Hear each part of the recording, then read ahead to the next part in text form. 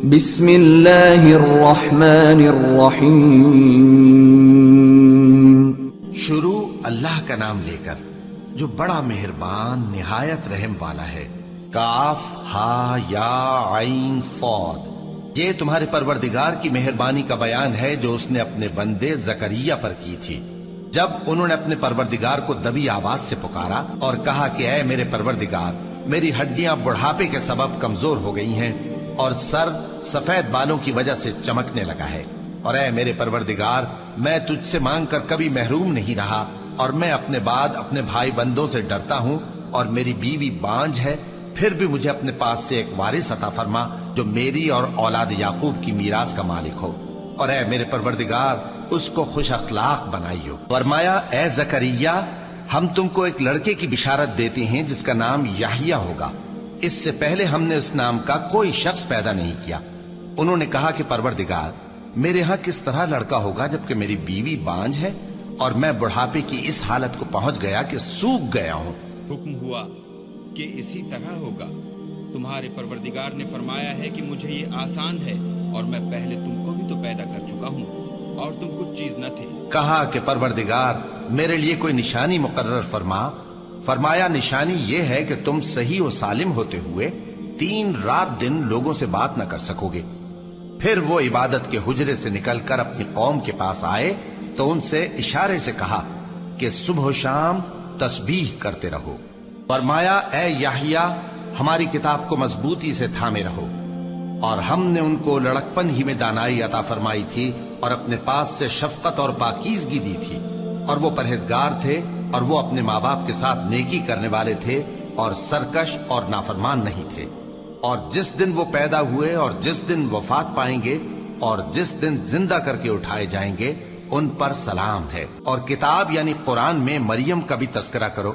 جب وہ اپنے لوگوں سے الگ ہو کر مکان کے مشرقی حصے میں چلی گئیں، پھر انہوں نے ان کی طرف سے پردہ کر لیا تو ہم نے ان کی طرف اپنا فرشتہ بھیجا، سو وہ ان کے سامنے ایک خوبصورت مرد کی صورت میں آیا. مریم بولی کہ اگر تم پرہیزگار ہو تو میں تم سے بچنے کے لیے رحمان کی پناہ لیتی ہوں. فرشتے نے کہا کہ میں تو تمہارے پروردگار کا بھیجا ہوا یعنی فرشتہ ہوں، اور اس لیے آیا ہوں کہ تمہیں پاکیزہ لڑکا بخشوں. مریم نے کہا کہ میرے ہاں لڑکا کیوں کر ہوگا جبکہ مجھے کسی مرد نے بطور شوہر چھوا تک نہیں اور میں بدکار بھی نہیں ہوں. فرشتے نے کہا کہ یوں ہی ہوگا. تمہارے پروردگار نے فرمایا کہ یہ مجھے آسان ہے اور میں اسے اسی طریق پر پیدا کروں گا تاکہ اس کو ہم لوگوں کے لیے اپنی طرف سے نشانی اور ذریعہ رحمت بنائیں. اور یہ کام مقرر ہو چکا ہے. چنانچہ وہ اس بچے کے ساتھ حاملہ ہو گئیں اور اسے لے کر ایک دور جگہ چلی گئیں. پھر درد ذہ ان کو کھجور کے تنے کی طرف لے آیا. کہنے لگی کہ کاش میں اس سے پہلے مر چکتی اور بھولی بسری ہو گئی ہوتی. تب ان کے ٹیلے کے نیچے کی جانب سے فرشتے نے ان کو آواز دی کہ غمناک نہ ہو، تمہارے پروردگار نے تمہارے نیچے ایک چشمہ پیدا کر دیا ہے، اور کھجور کے تنے کو پکڑ کر اپنی طرف ہلاؤ، وہ تم پر تازہ عمدہ کھجوریں گرائے گا، تو کھاؤ اور پیو اور آنکھیں ٹھنڈی کرو. اگر تم کسی آدمی کو دیکھو تو کہنا کہ میں نے اللہ کے لیے روزے کی منت مانی، تو آج میں کسی آدمی سے ہرگز کلام نہیں کروں گی. پھر وہ اس بچے کو اٹھا کر اپنی برادری والوں کے پاس لے آئیں. وہ کہنے لگے کہ مریم یہ تو نے برا کام کیا. اے ہارون کی بہن، نہ تو تیرا باپ ہی برا آدمی تھا اور نہ تیری ماں ہی بدکار تھی. تو مریم نے اس بچے کی طرف اشارہ کیا. وہ بولے کہ ہم اس سے کہ گود کا بچہ ہے کیسے بات کریں. بچے نے کہا کہ میں اللہ کا بندہ ہوں، اس نے مجھے کتاب دی ہے اور نبی بنایا ہے، اور میں جہاں ہوں اور جس حال میں ہوں اس نے مجھے صاحب برکت بنایا ہے، اور جب تک زندہ ہوں مجھ کو نماز اور زکوٰۃ کا ارشاد فرمایا ہے، اور مجھے اپنی ماں کے ساتھ نیک سلوک کرنے والا بنایا ہے اور سرکش و بدبخت نہیں بنایا. اور جس دن میں پیدا ہوا اور جس دن مروں گا اور جس دن زندہ کر کے اٹھایا جاؤں گا مجھ پر سلام ہے. یہ مریم کے بیٹے عیسیٰ ہیں، اور یہ سچی بات ہے جس میں لوگ شک کرتے ہیں. اللہ کو شایع نہیں کہ کسی کو بیٹا بنائے، وہ پاک ہے. جب کسی چیز کا ارادہ کرتا ہے تو اس کو یہی کہتا ہے کہ ہو جا، تو وہ ہو جاتی ہے. اور بے شک اللہ ہی میرا اور تمہارا پروردگار ہے، تو اسی کی عبادت کرو، یہی سیدھا رستہ ہے. پھر اہل کتاب کے فرقوں نے باہم اختلاف کیا، سو جو لوگ کافر ہوئے ہیں ان کو بڑے دن یعنی قیامت کے روز حاضر ہونے سے خرابی ہے. وہ जिस दिन हमारे सामने आएंगे कैसे सुनने वाले और कैसे देखने वाले होंगे, मगर जालिम आज खुली गुमराही में है। और उनको हसरत और अफसोस के दिन से डरा दो जब बात फैसल कर दी जाएगी और वो गफलत में पड़े हुए हैं और ईमान नहीं लाते। हम ही जमीन के और जो लोग उस पर बसते हैं उनके वारिस होंगे और हमारी ही तरफ उनको लौटना होगा। और किताब में इब्राहिम का जिक्र करो, बेशक वो निहायत सच्चे थे, पैगंबर थे। जब उन्होंने अपने बाप से कहा कि अब्बा, आप ऐसी चीजों को क्यों पूछते हैं जो न सुने और न देखें और न आपके कुछ काम आ सके। अब्बा, मुझे ऐसा इल्म मिला है जो आपको नहीं मिला, तो मेरे साथ हो जाइए, मैं आपको सीधी राह पर ले चलूंगा। अब्बा, शैतान की पूजा न कीजिए, बेशक शैतान अल्लाह का नाफरमान है। अब्बा, मुझे डर लगता है कि आपको अल्लाह का अजाब आ पकड़े तो आप शैतान के साथ ही हो जाएं। उसने कहा कि इब्राहिम, क्या तू मेरे माबूदों के खिलाफ है? अगर तू बाज ना आएगा तो मैं तुझे संसार कर दूंगा और तू हमेशा के लिए मुझसे दूर हो जा। इब्राहिम ने सलामुन अलैकुम कहा और कहा कि मैं आपके लिए अपने परवरदिगार से बख्शिश मांगूंगा, बेशक वो मुझ पर निहायत मेहरबान है। और मैं आप लोगों से और जिनको आप अल्लाह के सिवा पुकारा करते हैं उनसे कनारा करता हूं और अपने परवरदिगार ही को पुकारूंगा। उम्मीद है कि मैं अपने परवरदिगार को पुकार कर महरूम नहीं रहूंगा।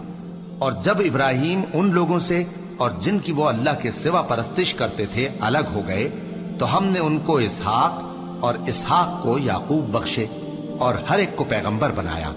और हमने उनको अपनी रहमत से बहुत सी चीजें इनायत की और उनका जिक्र जमील बुलंद किया। और किताब में मूसा का भी जिक्र करो, बेशक वो हमारे बरगुजीदा थे और रसूल थे, नबी थे। और हमने उनको तूर की दाहिनी तरफ से पुकारा और बातें करने के लिए नजदीक बुलाया और अपनी मेहरबानी से उनको उनका भाई हारून पैगंबर बनाकर अता किया। और किताब में इस्माइल का भी जिक्र करो, वो वादे के सच्चे और रसूल थे, नबी थे। और वो अपने घर वालों को नमाज और ज़कात का हुक्म करते थे और अपने परवरदिगार के यहाँ पसंदीदा थे।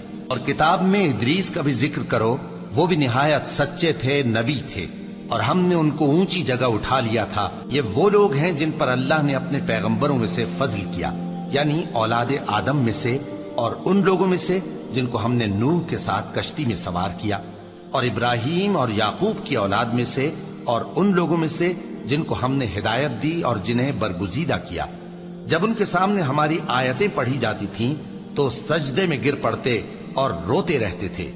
फिर उनके बाद चंद नाखलफ उनके जानशी हुए जिन्होंने नमाज को जाया कर दिया और ख्वाहिशात नफसानी के पीछे लग गए, सो अनकरीब उनको गुमराही की सजा मिलेगी।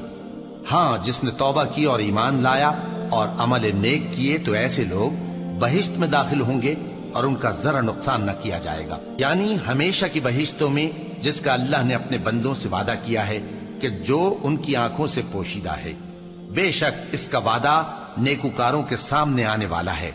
वो इसमें सलाम के सिवा कोई बेहुदा कलाम न सुनेंगे और उनको सुबह शाम खाना मिलेगा। यही वो जन्नत है जिसका हम अपने बंदों में से ऐसे शख्स को मालिक बनाएंगे जो परहेजगार होगा। और फरिश्तों ने पैगंबर को जवाब दिया कि हम तुम्हारे परवरदिगार के हुक्म के सिवा उतर नहीं सकते। जो कुछ हमारे आगे है और जो पीछे है और जो इसके दरमियान है सब उसी का है, और तुम्हारा परवरदिगार भूलने वाला नहीं, यानी आसमान और जमीन का और जो इन दोनों के दरमियान है सब का परवरदिगार, तो उसी की इबादत करो और उसकी इबादत पर साबित कदम रहो। भला तुम कोई उसका हम नाम जानते हो? और काफिर इंसान कहता है कि जब मैं मर जाऊंगा तो क्या जिंदा करके निकाला जाऊंगा? क्या ऐसा इंसान याद नहीं करता कि हमने उसको पहले भी तो पैदा किया था जबकि वो कुछ भी चीज न था? सो तुम्हारे परवरदिगार की कसम, हम इनको जमा करेंगे और शैतानों को भी, फिर इन सब को जहन्नम के गिर्द हाजिर करेंगे और वो घुटनों पर गिरे हुए होंगे। फिर हर गिरोह में से हम ऐसे लोगों को खींच निकालेंगे जो रहमान के मुकाबले में सख्त सरकशी करते थे। फिर हम उन लोगों से खूब वाकिफ हैं जो उसमें दाखिल होने के ज्यादा लायक हैं। और तुम में से कोई शख्स नहीं मगर उसे इस पर गुजरना होगा, ये तुम्हारे परवरदिगार पर लाजिम है, मुकर्रर है। फिर हम परहेजगारों को नजात देंगे और जालिमों को उसमें घुटनों के बल पड़ा हुआ छोड़ देंगे। और जब उन लोगों के सामने हमारी आयतें पढ़ी जाती हैं तो जो काफिर हैं वो मोमिनों से कहते हैं कि दोनों फरीक में से मकान किसके अच्छे और मजलिसें किसकी बेहतर हैं। اور ہم نے ان سے پہلے بہت سی امتیں ہلاک کر دیں، وہ لوگ ان سے ٹھاٹ باٹ اور نمود و نمائش میں کہیں اچھے تھے۔ کہہ دو کہ جو شخص گمراہی میں پڑا ہوا ہے، رحمان اس کو آہستہ آہستہ مہلت دیا جاتا ہے، یہاں تک کہ جب اس چیز کو دیکھ لیں گے جس کا ان سے وعدہ کیا جاتا ہے، خواہ عذاب اور خواہ قیامت، تو اس وقت جان لیں گے کہ مکان کس کا برا ہے اور لشکر کس کا کمزور ہے۔ اور جو لوگ ہدایت یاب ہیں اللہ ان کو زیادہ ہدایت دیتا ہے، اور نیکیاں جو باقی رہنے والی ہیں وہ تمہارے پروردگار کے ہاں صلے کے لحاظ سے خوب اور انجام کے اعتبار سے بہتر ہیں۔ بھلا تم نے اس شخص کو دیکھا جس نے ہماری آیتوں سے کفر کیا اور کہنے لگا کہ اگر میں اثر نو زندہ ہوا بھی تو یہی مال اور اولاد مجھے وہاں ملے گا؟ کیا اس نے غیب کی خبر پالی ہے یا اللہ کے یہاں سے عہد لے لیا ہے؟ ہرگز نہیں، یہ جو کچھ کہتا ہے ہم اس کو لکھتے جاتے اور اس کے لیے آہستہ آہستہ عذاب بڑھاتے جاتے ہیں، اور جو چیزیں یہ بتاتا ہے ان کے ہم وارث ہوں گے، اور یہ اکیلا ہمارے سامنے آئے گا، اور ان لوگوں نے اللہ کے سوا اور معبود بنا لیے ہیں تاکہ وہ ان کے لیے موجب عزت ہوں۔ ہرگز نہیں، وہ معبود ان کی پرستش سے انکار کریں گے اور ان کے دشمن و مخالف ہوں گے۔ کیا تم نے نہیں دیکھا کہ ہم نے شیطانوں کو کافروں پر چھوڑ رکھا ہے کہ وہ ان کو خوب اکساتے رہتی ہیں؟ تو تم ان پر عذاب کے لیے جلدی نہ کرو کہ ہم تو ان کے لیے دن شمار کر رہے ہیں۔ جس روز ہم پرہیزگاروں کو رحمان کے سامنے بطور مہمان جمع کریں گے اور گنہگاروں کو دوزخ کی طرف پیاسے ہانک لے جائیں گے، تو لوگ کسی کی سفارش کا اختیار نہ رکھیں گے مگر جس نے رحمان سے اقرار لے لیا ہو، اور کہتے ہیں کہ رحمان بیٹا رکھتا ہے۔ ایسا کہنے والوں، یہ تو تم بری بات زبان پر لاتے ہو۔ قریب ہے کہ اس جھوٹ سے آسمان پھٹ پڑے اور زمین شق ہو جائے اور پہاڑ پارا پارا ہو کر گر پڑے کہ انہوں نے رحمان کے لیے بیٹا تجویز کیا، اور رحمان کو شایع نہیں کہ کسی کو بیٹا بنائے۔ ہر شخص جو آسمانوں اور زمین میں ہے رحمان کے روبرو بطور بندہ ہی آئے گا۔ اس نے ان سب کو اپنے علم سے گھیر رکھا اور ایک ایک کو شمار کر رکھا ہے، اور یہ سب قیامت کے دن اس کے سامنے اکیلے اکیلے حاضر ہوں گے۔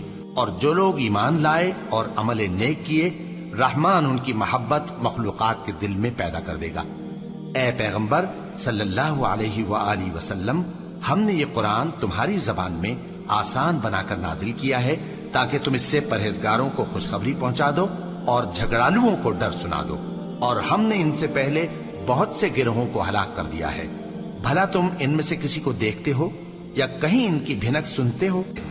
صدق اللہ العظیم۔